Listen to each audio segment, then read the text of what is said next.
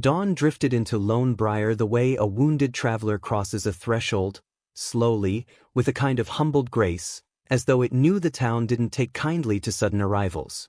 The light came in thin, dusty ribbons that wove through porch rails and the ribs of wagon wheels, through the brittle branches of mesquite trees and the cracked boards of the abandoned smithy. Horses stamped at their posts with a heavy patience, each breath a pale plume rising into the coolness before fading into nothing. Somewhere a wind chime made of mismatched spoons clinked a little tune, soft as a memory. I remember that morning clearly, clearer than most things from that long-ago season, because it was the kind of morning that didn't just begin, it revealed itself, bit by bit, like a story tired of being held secret. And Calder Holt was already awake. He pushed open the barn doors with the same quiet reverence most folks gave to church pews. His boots whispered across the packed dirt, collecting in their worn creases the dust that seemed drawn to him, as if recognizing one of its own. Calder had a way of moving without stirring the air around him, a tall, rangy man with shoulders shaped by years of ranch work and eyes shaped by something heavier, something you couldn't name unless you'd carried a similar weight. Folks in Lone Briar didn't speak to him unless necessary. They nodded sometimes, out of politeness or habit, but always with an edge of distance, as if he were a tumbleweed that might roll out of place at any time. I heard once that the town whispered childlike warnings behind his back, too quiet for trust, too wounded for company. But Calder Holt never argued with rumor. Rumor had a mind of its own, and he'd long learned the futility of trying to rein it in. He brushed down his mare, a soft gray creature named Lyria, her coat glimmering pale in the sunrise as though she'd been dusted in moonlight. The barn smelled of hay and leather and the faint sweetness of aging timber. Calder steadied his breath.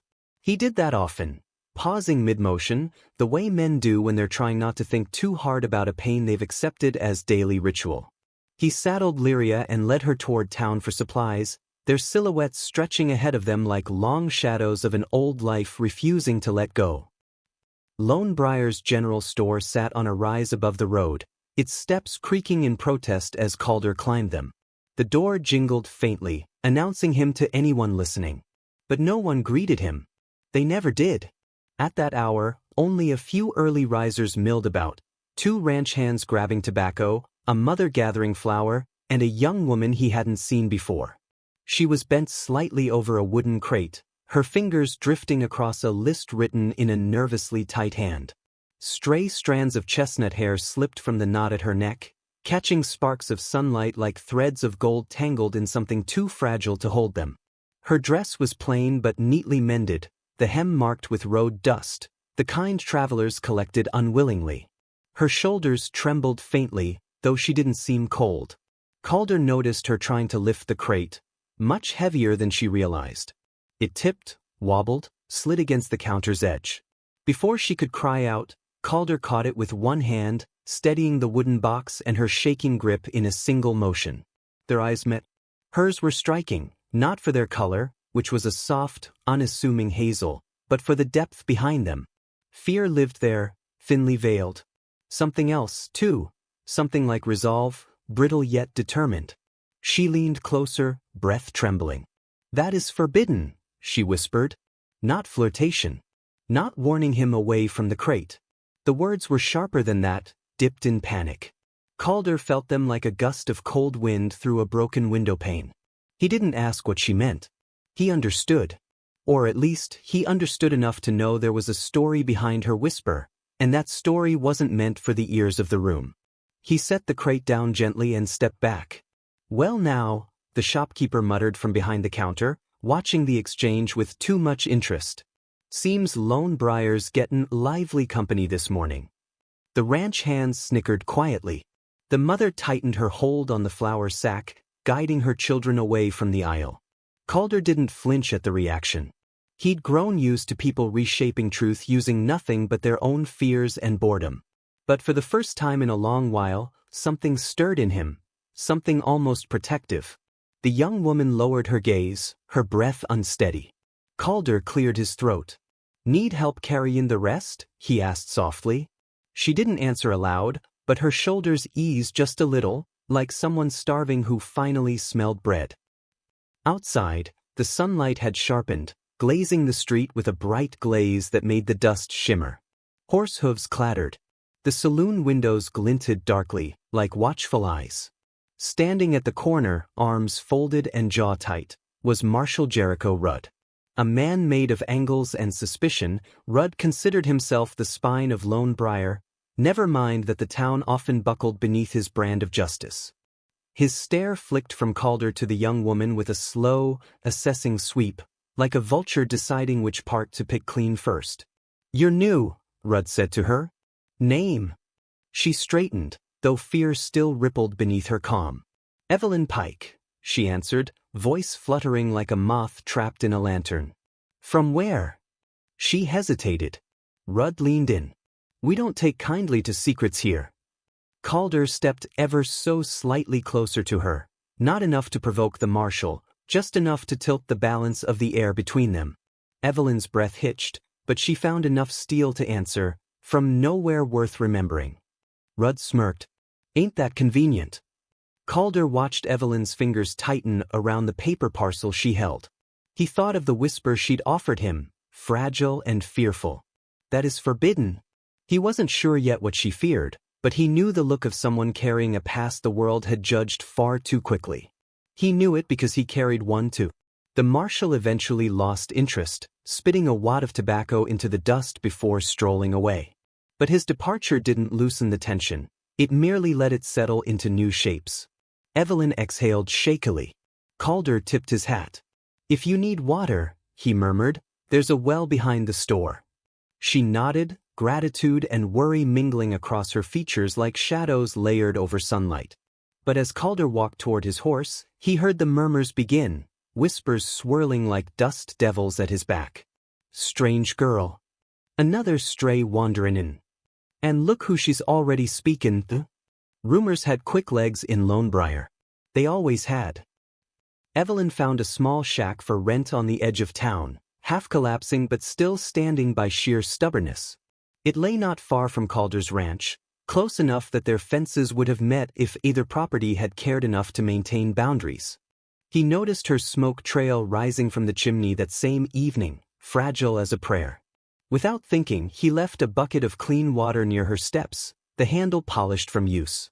The next morning he mended the squeaking hinge of her door and left without knocking. When her fence sagged dangerously after a windstorm, he repaired it quietly, early enough that no one saw. He didn't do these things to earn her trust. He did them the way some men tend graves, out of instinct, respect, and the understanding that some people walk through the world with burdens that require gentleness more than explanation. Some evenings they crossed paths by coincidence, or by the kind of fate that pretends to be coincidence. She would be gathering twigs near the creek, and he'd be checking traps or coaxing Lyria to drink. Their conversations never lasted long, but the silences between them softened little by little, the way ice thins under a patient sun. One dusk, the sky bruised purple above them, Evelyn finally spoke of her fear. "I came from a mining town," she said, voice steady despite the words trembling inside it. "They believed I helped an outlaw escape. A man I never even knew." She knelt to wash her hands in the river, her reflection rippling as though trying to flee its own shape. "I didn't do what they said. But truth doesn't matter when people want a villain." Calder felt the old ache in his chest pulse. "No," he murmured. "Reckon it doesn't."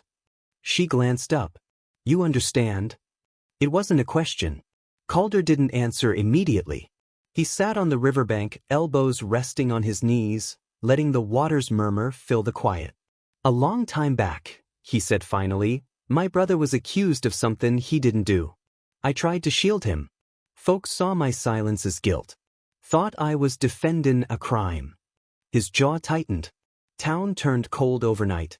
Never warmed back up.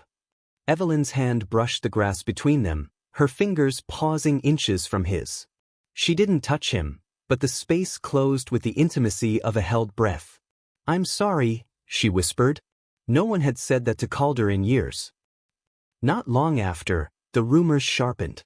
Maeve Dunridge, the saloon keeper, overheard Marshal Rudd talking with two ranchers, his voice low but vicious. "Mark my words," he said, "that woman's up to something. And Holt? He's always been trouble. Two shadows wanderin', close is the makings of a storm. Storm indeed. One night, thunder rolled across the plains like distant gunfire. Rain threatened, the air thick with the scent of wet earth waiting to be born. Calder sensed something wrong and saddled Lyria, riding toward the shack with determination nodding his breath. Lantern light glowed inside Evelyn's shack, unsteady, frightened. Marshal Rudd stood on her porch. Calder vaulted off his horse, boots sinking into the mud. "Marshal," he called, voice calm as a river before it floods. "That's far enough." Rudd didn't turn. He shoved Evelyn's door open. "That is forbidden," she cried, voice breaking. Rudd sneered. "Not for me." Calder stepped between them before the marshal could advance another inch inside. He didn't draw a weapon. He didn't raise his voice. He simply filled the doorway like a living shield. "Some things may be forbidden, Marshal," Calder said, tone like distant thunder, low and gathering. "But cruelty shouldn't be one of them." Rain began to fall, fat, heavy drops that turned the dust into dark patches of earth. Maeve arrived with half a dozen townsfolk, drawn by the tension and the storm both. She looked from Evelyn's terrified face to Rudd's unchecked authority, and something inside her, something worn, something resilient, finally snapped. "Leave the girl be," Maeve said. Others murmured agreement. Rudd glared. "She's hidin' the outlaw." Evelyn stepped forward, voice trembling but brave. "The outlaw you're hunting was captured days ago.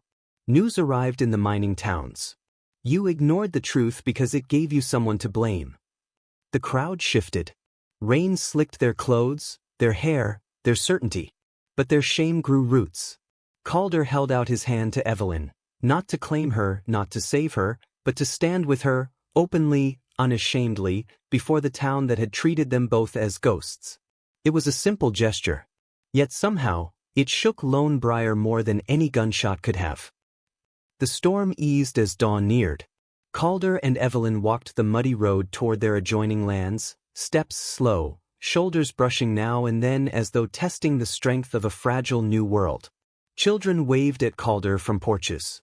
Maeve promised Evelyn a job at the saloon. Whispers still followed them, but softer now, uncertain, evolving. Trust grows the way dawn breaks, quietly at first, then all at once. And if you're listening, truly listening, remember this. Sometimes the world forbids softness, forbids truth, forbids standing beside someone the town has already judged. But the greatest rebellions are gentle ones. The smallest acts of courage echo the longest. And kindness is the only law that never needed writing.